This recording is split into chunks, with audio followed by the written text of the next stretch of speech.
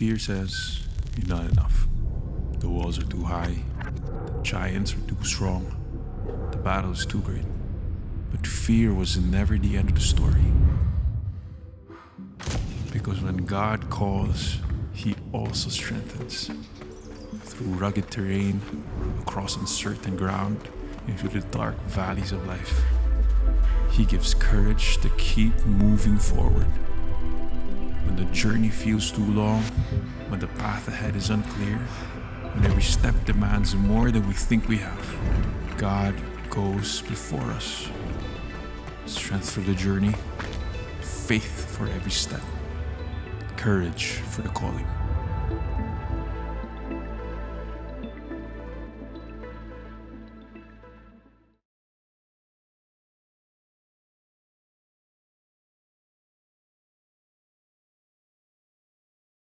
Preaching, no? Anyway, alam niyo po, I guess marami sa atin can identify with this. No? You have been in a situation that's really very fearful. You become unsure, no? Whether that's an assignment, a new place, or a new calling, you can be very fearful at times. And sino dito naramdaman mo na yan? Medyo natakot ka, na-anxious ka. No? Yan, yung mga nagtataas ng kamay. Kita ko si Chris, nagtataas ng kamay. Kung pwede lang itaas ng todo-todo, no? Na talagang pagbagong trabaho, anxious ka, and you feel fear is creeping in your heart. I remember when I was a fresh graduate po, no, in 1991, I was called, or I was tasked to help put up a textile company in Silang, Cavite. At that time, it was one of the most modern, highly automated textile company sa Pilipinas po. And newly grad lang ako, so I got to be separated with my parents, my family, kasi hindi naman ako sanay na hindi sila kasama, although we lived in Antipolo. Ito po, pupunta ako all the way to Silang, and I'm gonna stay there, and I'm gonna work for a week, no, then come home afterwards. And ang task ko po was to help build that factory. Electrical, mechanical, pneumatics, aircon, and all of that. Talaga pong nakakakaba. Imagine, newly grad, I was supposed to be interfacing with people technicians from all over the world, no? From Switzerland, Italy, Japan, you name it. Yung mga European countries po at that time were sending their technicians here so that they will interface with a young engineer like me. So, and not to mention, may boss po ako na who is known in the industry as a very highly competent, but at the same time was a disciplinarian. Siya po, ang gising niya every day is 5 o'clock. So Tagaytay yun, nag-uunahan kaming mga cadet engineers na gumising ahead of him, but hindi po namin siya natalo. Siya yung palaging gising na mas maaga. Tapos may pick-up kami, papunta dun sa site. Kung sino yung huling magigising at sasakay, ang sasakyan niya dun sa likod ng pick-up. So lahat kami mga engineer, nag-uunahan kaming gumising na maaga para dun kami sa loob. Kasi Tagaytay po yun, malamig eh. So hindi ka pwedeng tatambay ka, bagal-bagal ka, dun ka sa likod sasakay. And siya rin yung aking boss na nagturo sa akin. Sinabi niya, ang unang tinanong niya sa akin, okay, all right, everyone, what is the definition of proper housekeeping? Okay, hindi ko na nakalimutan yun. Proper housekeeping, so lahat kami nag-imbento ng mga sagot kasi sabi niya, proper housekeeping is this, a place for everything and everything in its place. So hindi ko na nakalimutan yun, a place for everything and everything in its place. That's proper housekeeping. So given all that weight on my shoulder, I was so scared. Kuminsan po, ayaw ko na umalis ng Manila. Kung pwede lang bang itulog ko na lang to. But what kept me going was the fact and the thought that God is with me. Kahit single po ako, I drew strength from the Lord. Medyo mataba po ako, hindi naman kataba. Medyo I had weight when I went there. Sa sobrang dami ng trabaho, pumayat po ako. I was at my lowest. But again, my heart was filled because I knew in my heart, God was always with me. Think about the story of Joshua. si Joshua po had a much bigger challenge than the one I mentioned to you, no? And yet Joshua was so confident in his walk with God because he knew from the onset that God was with him. And the same God who was with Joshua is the same God who is with all of us. Hindi po nagbago yung ating Panginoon. So whatever situation or season you're going through, God is with you. So we're going to take a look at the book of Joshua starting from chapter 1. So let's all rise. Let's open your Bibles. We're going to read from chapter 1, verses 1 to 9. After the death of Moses, the servant of the Lord said to Joshua, the son of Nun, Moses' assistant, Moses, my servant, is dead. Now therefore arise, go over this Jordan, you and all these people, into the land that I am giving to you, to the people of Israel. Every place that the sole of your foot will tread upon, I have given you, just as I promised Moses. From the wilderness and this Lebanon, as far as the great river, the river Euphrates, all the land and of the Hittites, to the great sea, toward the going down of the sun, shall be your territory. No man shall be able to stand before you all the days of your life. Just as I was with Moses, so I will be with you. I will not leave you or forsake you. Be strong and courageous, for you shall cause this people to inherit the land that I swore to their fathers to give them. Only be strong and be very courageous, being careful to do according to all the law that Moses my servant commanded you. Do not turn from it to the right hand or to the left, that you may have good success wherever you go. This book of the law shall not depart from your mouth, but you shall meditate on it day and night, so that you may be careful to do according to all that is written in it. For then you will make your way prosperous, and then you will have good success. Have I not commanded you? Be strong and courageous. Do not be frightened.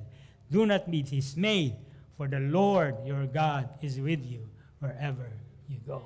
This is God's word. Lord, we are moved, Lord God. We are encouraged, Lord. We are propped up, Lord God, because of the word that was spoken to us this morning. We thank you, Lord, that this word will remain in our hearts as it is spoken to us by the Holy Spirit for today. Lord God, let your people receive it with all faith and allow us to live by it, Lord God, in this week. In Jesus' name we pray. Amen and amen. You may all take your seats. Fear is very paralyzing, as I've mentioned earlier. Unless we are able to conquer it, it immobilizes and stops us in our track. Ano po, alam niyo po yung magandang balita is this: you can overcome fear. Sabi mo sa katabi mo, you can overcome fear. Oo, you can. Yan po yung pangako sa atin ng salita ng Panginoon. So we know that to be a fact. Kasi, again, the Word of God always speaks about that. But when you think about where Joshua was at that point, alam niyo po, matatakot din naman talaga kayo. Imagine during that time, roll back natin ng konti in Numbers 13 and 14, 40 years back, they came to a place where they sent out spies, and the spies came back and told them that there are giants in the land. Giants. They're not, hindi lang po giants, sinabi sa kanila, they live in fortified cities. Walls that are too tall for us to be able to scale. Yun po yung sinasabi sa kanila. Sinabi pa nung nag-report sa kanila, they're so big that we look like grasshoppers in their sight. So, 40 years passed after nun. Alam niyo naman po yung nangyari, di ba? Hindi sila nakapasok. So, umikot sila ng umikot sa wilderness. But again, bumalik na sila. They are now at the shoreline or at the ends of the river Jordan, and they were about to cross into the promised land. And guess what? Nothing has changed. They will face the same enemy, the same fortified city, the same numerous and powerful giants. The enemy and the challenges are still there. And not only that, namatay na po lahat ng kanilang veteran fighters. Kasi that was their punishment. Everyone 21 and above will not be able to enter the promised land. And all of them died. Namatay po lahat yun. So technically, they are with non-veterans, novice, mga bago pong mga fighting men or warriors na tinatawag natin. They had no one except si Caleb and si Joshua who is going to lead them into the promised land. But one thing was going for them, mga kapatid. One thing was going for them. They had the same God. They had the same God. Hindi po nagbago yung Panginoon na kasama nila. The same God who took them out of Egypt is the same God who was about to bring them into the promised land. Although that does not set aside the fears of Joshua. So imagine po, no, yung unang fear ni Joshua was the fear of being alone. Sipin nyo na lang, ito po yung pumasok sa isip ko, parang si ano lang yan, si Batman tsaka si Robin. During that time, si Moses was Batman, si Joshua was Robin, namatay si Batman. Papasok na siya, namatay na si Batman. Wala na po si Batman. So naiiwan na lang si Robin. Kaya kailangan sabihin sa kanya ni Lord, nandito si Superman. Huwag kang matakot, di ba?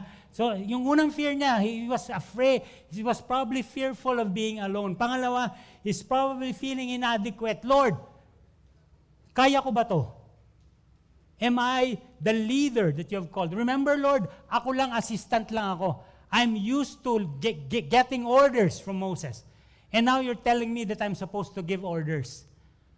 I'm used to hearing your word through this guy. And now suddenly you're speaking to me. Suddenly I'm all here and about to bring in 2 million people into the promised land. Ganun na po sila karami. At that time, around 2 million, sabi ng mga scholars. Sino sa inyo, nagli-lead lang kayo ng 10 sa inyong opisina, takot na kayo?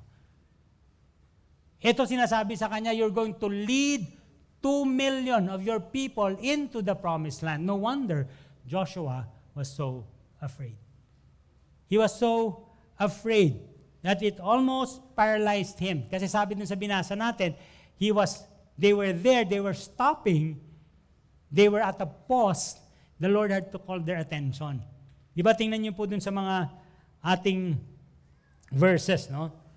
Sabi sa kanila, before Joshua could actually face the enemy before him, ang challenge sa kanya, he had to face the enemy that is within him. Yung enemy within him is fear. So yung una niyang kailangang harapin. No? Sabi dun sa verse 1, patay na si Moses, no? The death of Moses. The Lord spoke to Joshua. Again, nakakatakot, no? Kasi dati hindi naman siya kinakausap ni Lord. Nung una siyang kinausap ni Lord, face to face, was when Moses was still alive in Deuteronomy 31. In Deuteronomy 31, doon niyo po makikita, pinatawag ni Lord. Sabi ni Lord kay Moses, tawagin mo nga, halil, lumapit kayong dalawa sa akin. Mamamatay na si Moses. Sino sa inyo gusto niyong malaman kung kailan kayo mamamatay? Di ba ito, si God was actually telling Moses, you're about to die. And sabi niya, yung kasama mo, si Joshua, is going to take your place. And then he commissions Joshua. And he spoke directly to Joshua to tell him, you're going to lead the people of Israel to the promised land. And at this point, this was the second time that God spoke to Joshua para sabihin sa kanya, okay, patay na si Moses. Di ba? Kinaklarify lang sa kanya. Dati kasama mo siya, ngayon patay na siya. So nag-iisa ka na. He's dead, but again, from being an assistant, you're going to be a leader of the nation of Israel. He's going to take up a new role. He's no longer to be following. He's going to be leading.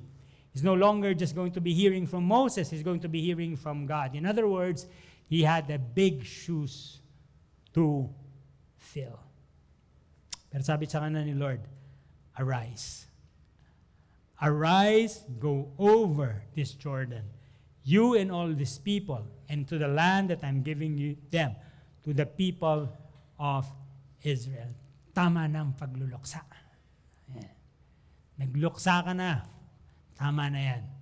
Go ahead, arise, because you're going to be the leader of the people. Yan na po. Again, si Lord po, no, sabi sa kanya, every place that the sole of your foot will tread upon, I have given you. Kumbaga, ini-start niya na, pinaprop up niya na si Joshua, no? Kasi alam niya takot eh. So, iniunti-unti niya na, lahat ng dadaanan mo, lahat ng aapakan mo, sa'yo yan. I have given that to you. Take note of the wordings, I have given. Hindi yan progressive, it's past tense, no? Ibig sabihin, it's a done deal. It's finished. I have given the land to you. And then God starts to describe. He describes the boundaries of the land that He is going to conquer. So si Lord napaka-precise. Kung titingnan niyo po yun, yung kanyang sinabi niyo sa verse 4, yun po yung representation ng north, south, east, west. Yung verse 4 po na yan. And if you're going to have it surveyed, I was looking at, tinanong ko po yung kaibigan ko, si ChatGPT. Tinanong ko siya, sabi ko, ano yung approximation ng gaano kalaki itong land na to? Do you know how big this land is? It's approximately 30 million to 40 million hectares. Kung ikaw si Joshua, palagay ko, hinimatay ka na. Lord, 1 hectare lang, hirap kuhanin. 30 million to 40 million hectares. Kung ako yun, sasabihin ko, God, you got to be kidding me, Lord. Not in my lifetime. Sabi ni Lord, true naman, not in your lifetime. But what I'm telling you is this, I've promised that, I've given that. I'm gonna give that to my people, Israel. So he was speaking to his fears. No? Si God was speaking to Joshua's fear. Sabi sa kanya ni Lord, no man shall be able to stand before you all your days. Habang buhay ka, walang makakalaban sa iyo. In other words, sabi ni Lord sa kanya, you're simply unstoppable. You are unstoppable. Habang buhay ka, walang makakatayo sa iyo. Walang makakalaban sa iyo, walang makakalupig sa iyo. Hindi lang yun, sabi sa kanya, just as I was with Moses, so I will be with you. It is the constant presence of God with Joshua. Imagine that. Hindi lang di ba po, si Lord kasama nila, pillar of fire by day and pillar of cloud by night. Lumabas sila sa Egypt. And here's the Lord telling Joshua, I'm going to be with you. Why? Because He was speaking to his fear. I'm going to be with you and I'm not going to leave you nor forsake you. Ano po yun? Yung sinabi niyang leave just simply means I'm not going to let go of you. Hindi kita pakakawalan. Hawak kita. Yun na may hawak sa'yo, hindi napapagod. Tatandaan ko po nung bata ako, sumasakay ako ng jeep galing sa UST. Papunta po sa aming bahay sa Katipunan. Kuminsan pag-uwian na, ang way mo to transport yourself is through sabit, di ba? Nakasabit ka lang. Sasabit ka sa jeep, kala mo tontuwa ka. Kung minsan nanginginig na yung kamay mo dahil nakakapagod, di ba? Imagine if I let go, nahulog po ako doon, patay ako, wala kayong pastor ngayon. But that's not God. When He says He's gonna hold on to you, He's going to hold on to you. Yun po yung leave na word doon. Hindi yung aalis lang, no. Leave there is I'm going to hold on, to grip you tightly. I'm not going to let go of you. Then I'm not going to forsake you. Ano po yung forsake doon? The forsake word simply means, I'm never going to abandon you. Never kang mag-iisa sa buhay mo. Lahat sa atin, marami na nag-abandon sa ating mga kaibigan, katrabaho, mga pamilya, inabandon tayo. Pero hindi si Lord, hindi niya tayo a-abandon. Hindi niya tayo a-abandon. Yun po yung pangako niya kay Joshua, and because He has an unchanging God, that's also His promise to you. Yan po yung pwede niyong bit-bitin pag uwi niyo. So sabi niya, now having said all of that, sabi niya kay Joshua, be strong. Be strong and courageous. Dalawa yung sinabi ni Lord sa kanya, no? Kapit-kapit kita, ikaw naman yung kumapit. Maging matatag ka, maging kang matapang, be strong and courageous, for you shall cause these people to inherit the land that I swore to their fathers to give them. It's both an assurance from God and a command. The first part was God's assurance. The second part was God's command. In other words, He was telling Joshua to respond to my assurance. How do you respond to my assurance? You become strong and courageous. Alam mo na hindi kita bibitawan. Alam mo na that you're unstoppable. Alam mo na that you will not be abandoned. Then be strong and be courageous.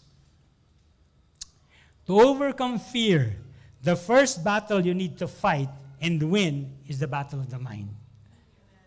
It's the battle of the mind. When you wake up every morning, you need to tell yourself, God is with me. God is not about to abandon me.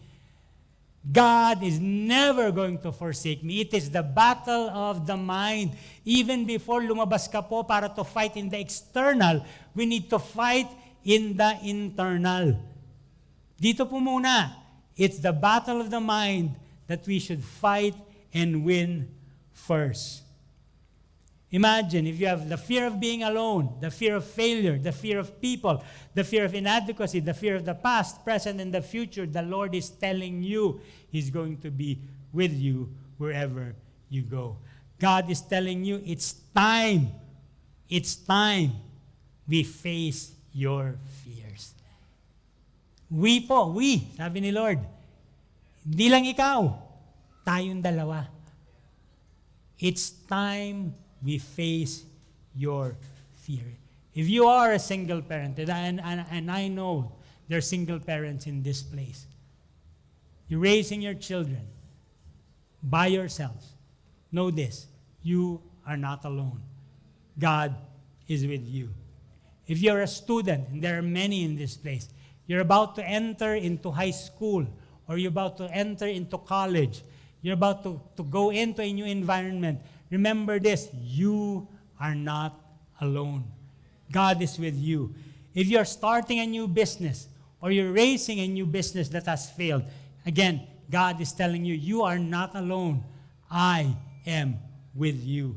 If you're a single professional and you've landed at a new job, or you're looking for a new job, or there's a new assignment that has been given to you that seems overwhelming, the Lord is telling you, you are not alone. God is with you. If you are a retired senior, recently retired senior, you're feeling na wala na akong pagkakakuhanan ng pera, the Lord is telling you, you are not alone. God is with you. If you are a newlywed, nag-umpisa ka ng bagong season ng buhay mo, you're a new parent, you're raising up your kids, God is again telling you, you are not alone. God is with you. During the time when I was still in elementary, sa UST po ako nag-elementary. No? By the way, ano po ako dyan? Palagi kong sinasabi, ako, loyalty awardee. Meron po akong medal. Medal ko, pareho ng medal ng summa cum laude. Kaya hindi ko tinanggal baka akala nila summa cum laude ako. Loyalty awardee lang po ako noon. So, nung time na elementary, medyo maliit po yung pastor nyo nung elementary. Maliit kaming, magkasunod ko yung kapatid ko at saka ako, nandun kami sa elementary. Siyempre, di ba, pag ganyan, by the way, hindi lang ngayon nangyayari yung bullying. Nung panahon pa po namin ni Kuya Ver, umpisa na yung bullying, di ba? So meron na yan. So matatakot ka pag maliit ka, baka ka mabully. Pero nagkataon yung kapatid kong panganay, mas matangkad. So kung grade 6 siya, grade 5 ako, siya po natangkad na. So ganoon na siya katangkad. So imagine, we would go to school, we would walk every day from Sampaloc area, we would go to the elementary building. We would stay there. We would play. We would make friends. We would make enemies. I had my kuya with me. Imagine yung tapang namin. Pag may kaaway kami, tatago lang kami sa likod niya, hindi na kami kita. Kasi ang liit namin, di ba? But kasi malaki siya eh. Big brother. You don't have a big brother, by the way. You have a big God. Not a big brother. A big God. So you're facing your challenges, you have a big God. You're in a new season of your life, you have a big God. You're moving to another place, you have a big God. A big God who's going to be with you wherever you go. Apologies, mukhang di ako matatapos in 5 minutes. So, okay lang ba? Yeah, let's preach on. Sabi nga ng... Okay, but thank you for reminding me. Yeah. Kasi baka may mga volunteer, palakpakan niyo pa yung mga volunteers natin, hindi binabayaran niya mga yan. Ang bayad nila na kay Lord, no? Eh kung minsan napapagalitan pa sila na hindi sila pinapansin nung nagpi-preach, gano'n na ng gano'n kanina. So, napansin kita. Alright. Alam niyo po kaya si David, when he wrote the famous Psalm 23, he said there, even though I walk to the valley of the shadow of death, I will fear no evil, for you are with me. He understood it by heart. That's the very thing that I need you guys to understand. You are with me wherever I go. Be strong and courageous. Your big God is with you. Again, verse 7. Only be strong and be very courageous. Be careful to do according to the law that Moses, my servant, commanded you. Alam niyo po, they were supposed to go into the land as a people holy unto the Lord.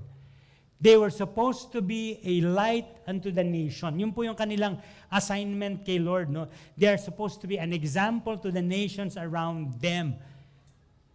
And this begins with the leader. Si Joshua yung kinakausap. No? For these people to become an example to the nations, it has to start with the leader. Si Joshua yung sinasabihan niya, you need to be strong, only be strong, and to be very, very courageous. Strength and exceedingly extreme courage. Number one, to obey God's laws, because if he is careless, instead of them influencing the culture will be the one to influence them. No wonder God was telling them, you need to be strong, not just in leading, you need to be strong in making sure that the word of the book of the law is in your heart and in your mind. No, yung po yung sinabi sa kanya, be careful to do and not deviate. Ibig sabihin, stay the course. Dito ka lang, ito lang yung susundan mo, wala ka nang susundang iba. Pagpasok mo dyan, maraming influences from the outside. Don't listen to them. Listen to me. Ito lang yung pwede mong gawin. Dito mo ibuhos yung lakas mo. What do we learn from this? Si Joshua po, his calling was to lead the people of God. But his primary responsibility was to immerse himself in the Word. That's different. The calling is different. Your calling is to lead if you're a father. Your calling is to make sure that your businesses become successful. That's your calling. Your calling is to be a professional architect. That's your calling. Your calling is to be a student. That's your calling. But your responsibility is to immerse yourselves in the Word of God. Immerse. Make sure that you're able to engage the Word of God on a daily basis. Sabi niya po, this book of the law shall not depart from your mouth. It shall not depart from your mouth. Again, to overcome fear, the second battle you need to fight and win is the battle of your heart. Where is your devotion? Where is your devotion? How is your obedience and devotion to God's Word? Kumusta naman mga kapatid? Kumusta naman? Meron ba? Yun nga yung magandang tanong doon. Meron bang obedience? Meron bang devotion to the Word of God? Let it not depart, meaning let it not be removed or taken away from your mouth. Kasi during that time, wala pa naman po silang mga Bibles. Wala pa silang compilation. Kakakaroon pa lang nila, no? Sabi, this book of the law So nag-umpisa pa lang sisulat po. Lahat po yun, they do not have individual copies of scriptures unlike what we have today. Pag pinataas ko yung kamay nyo, sigurado sabihin nyo, lahat tayo may Bible. Dati po wala. So importante na silang lahat get to hear the word. And who's the one saying it? Primarily the priest and of course the leader. Si Joshua po is the one reading it to them, reminding them. And ang task niya, responsibility is to memorize the word.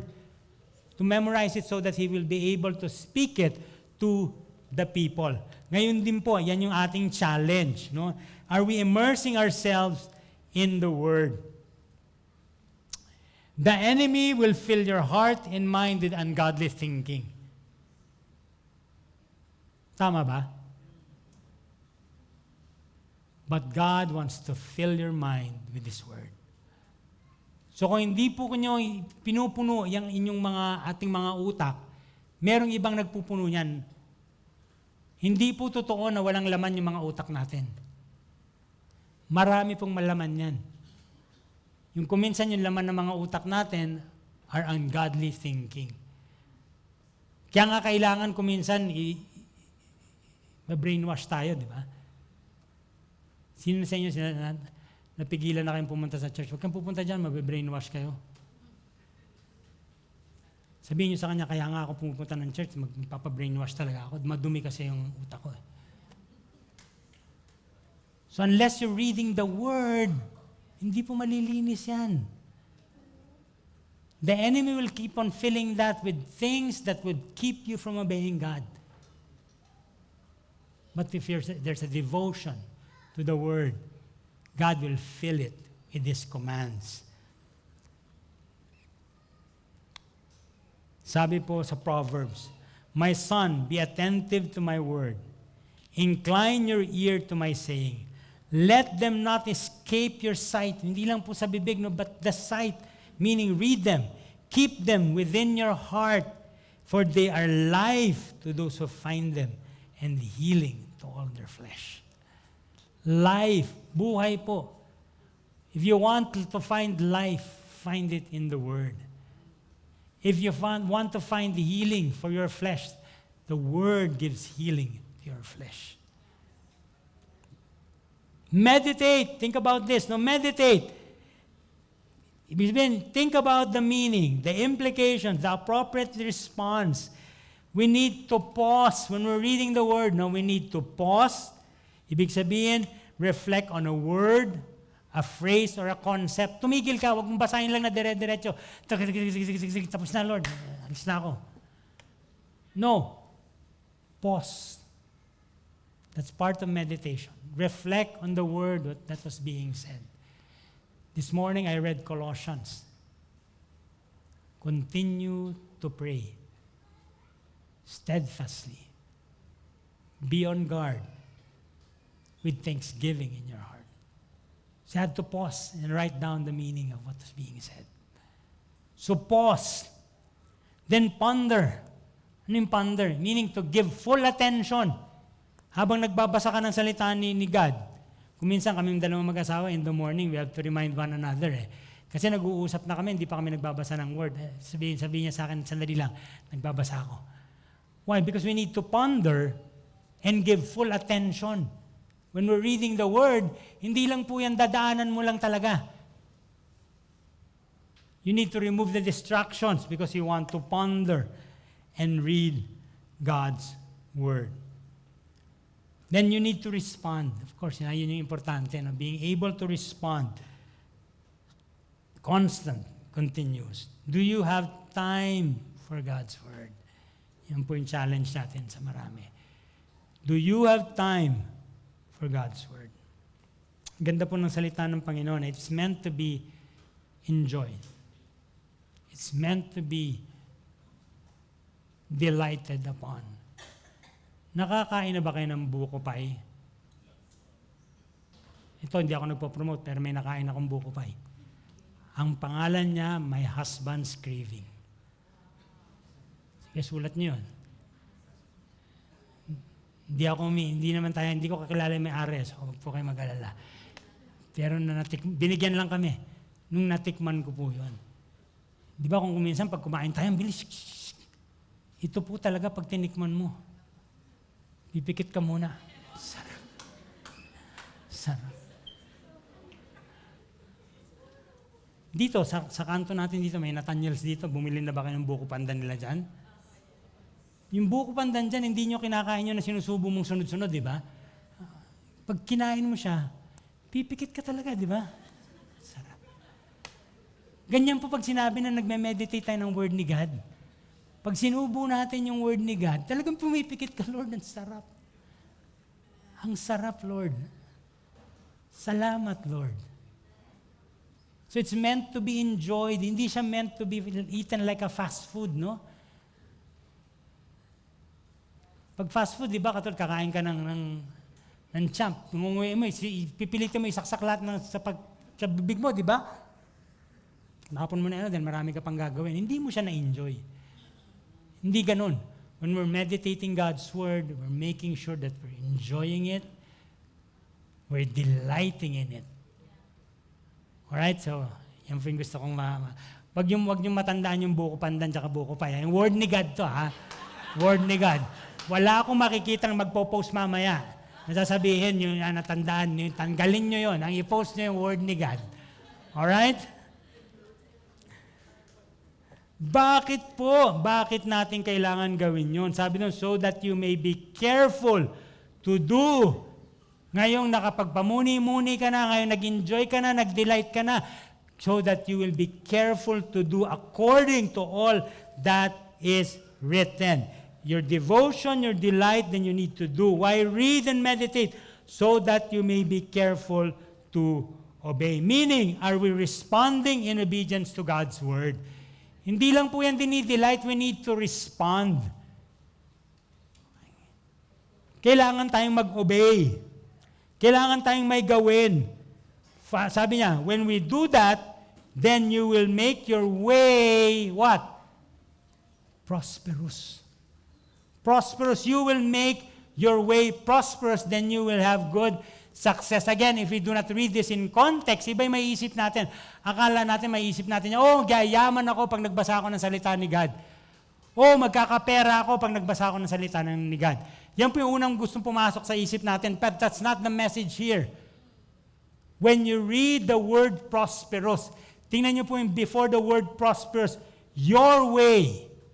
Pag sinabing prosperous, it means you will not get stuck. Prosperous is from the root word prosper, meaning to advance. Some of us here, we're stuck.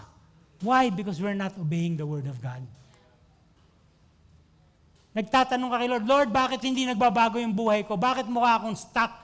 Bakit hindi na natapos yung problema ko? Because you are not obeying and reading the Word of God. So therefore, you are not prosperous. You are not moving forward. Yan po yung sinasabi dyan. You're not moving forward. What about yung success, Pastor? Yung success na ibig sabihin dyan is that you're going to act with prudence. Ibig sabihin, you're going to have wisdom when you make your decisions. It's not about yayaman ako.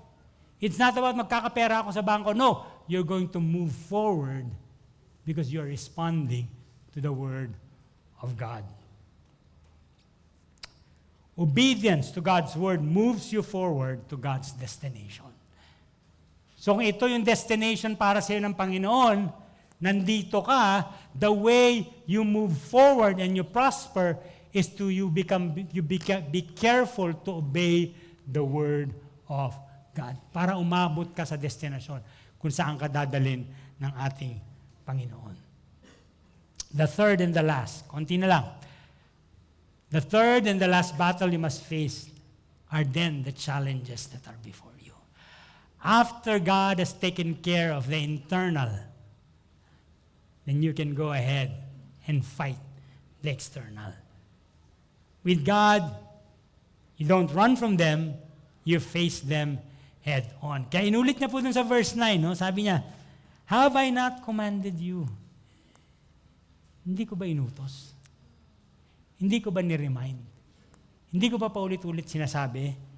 Be strong and courageous. 3 times po sinabi ang word na yan. 3 times. But that word is simply hinged or founded on his first declaration, I am with you. Inulit-ulit niya po yan. Be strong and courageous. Do not be frightened. Binaliktad niya lang. Huwag kang matakot, huwag kang ma-intimidate, huwag kang ma-demoralize, but instead, know the Lord your God is with you wherever you go. Ang ganda po ng pagkasabi. Ito, ang sarap pag inaaral mo yung salita ni Lord. Again, hindi niya lang sinabing, I am. Sinabi niya this time, the Lord your God. Ano ba yung ginamit na word doon? The Lord, meaning Yahweh. Elohim, yung sinamit niya pong isang word pa. God, Elohim. Do you know what Elohim means? The strong one. The strong one. Ibig sabihin, you can be courageous and strong because the strong one is with you. Yung po yung kaya inulit ni God kay Joshua. It's not just Yahweh, the one who is and who was and is to come. That's His name, but His title is the strong one. Para pong sinasabi lang yan, pag nagba-boxing match tayo, may boxing match, may ka-boxing tayong ganon, kasama natin sa ring si Manny, the Pac-Man, Pacquiao.